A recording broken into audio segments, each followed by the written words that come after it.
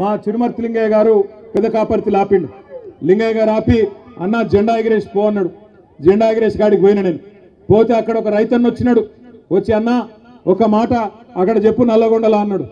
ఏం చెప్పాలి అంటే ఏం లేదన్నా, మేమందరం కూడా నల్లగొండ జిల్లాలో పాలిచ్చే ఆవును వద్దనుకొని తన్నే దున్నపోతుని తెచ్చుకున్నాం, అందుకే మాకు కర్మ పట్టింది అని చెప్పమన్నాడు. ఆయన చెప్పిండు, నేను చెప్తలేను. పెద్ద కాపర్తి రైతు చెప్పిన మాట నేను చెప్తున్నా. పాలిచ్చే ఆవును వద్దనుకొని మరి ఇలా ఎగిరెగిరి తంతున్న దున్నపోతులను తెచ్చుకొని మీద పెట్టుకున్నాం. పెట్టుకుంటే ఏమొచ్చింది మీరు చూస్తున్నారు. నిన్నగాక మొన్న ముఖ్యమంత్రి గారు చాలా గొప్పగా చెప్పిండు.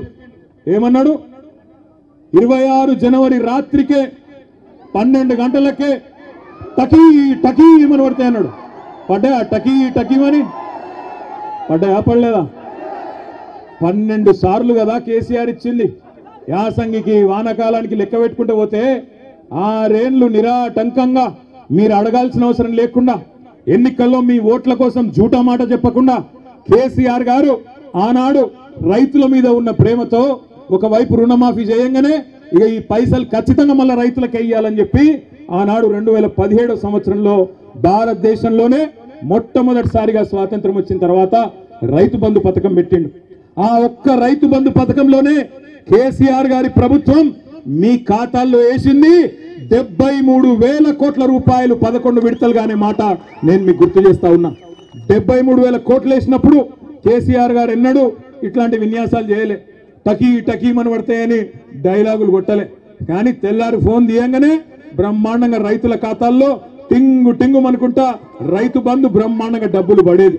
కానీ ఈ ముఖ్యమంత్రి, ఈ కాంగ్రెస్ పార్టీ వీళ్ళెవ్వరు మీకు కొత్తోళ్ళు కాదు. నిజానికి 55 ఏళ్ళు చూసిన వాళ్ళే ఈ నల్లగొండ జిల్లాలో తాగునీటికి ఇబ్బంది అయ్యి ఆఖరికి మన పిల్లల బొక్కల్లో మూలుగ చచ్చిపోయేందుకు కారణమే కాంగ్రెస్. నల్లగొండ జిల్లా బిడ్డలు జీవోత్సవాలుగా మారినంటే దానికి కారణమే కాంగ్రెస్. నల్లగొండ రైతులు అవస్థపడ్డారంటే దానికి కారణమే కాంగ్రెస్.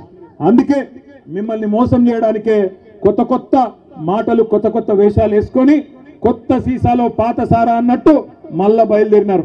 ఎన్నికలకు ముందు చెప్పినాం మేము వచ్చి మీకు అన్నాడు, అన్న కాంగ్రెస్ వాళ్ళు గెలిస్తే రైతు బంధుకు రామ్ రామ్ అంటారు, యాది పెట్టుకోండి అని నేను చెప్పిన.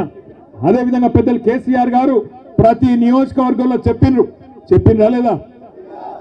ఇవాళ రైతు బంధు సంవత్సరం దాటిపోయింది, 14 నెలలైంది, రూపాయి ఇయ్యలేదు రైతు బంధు.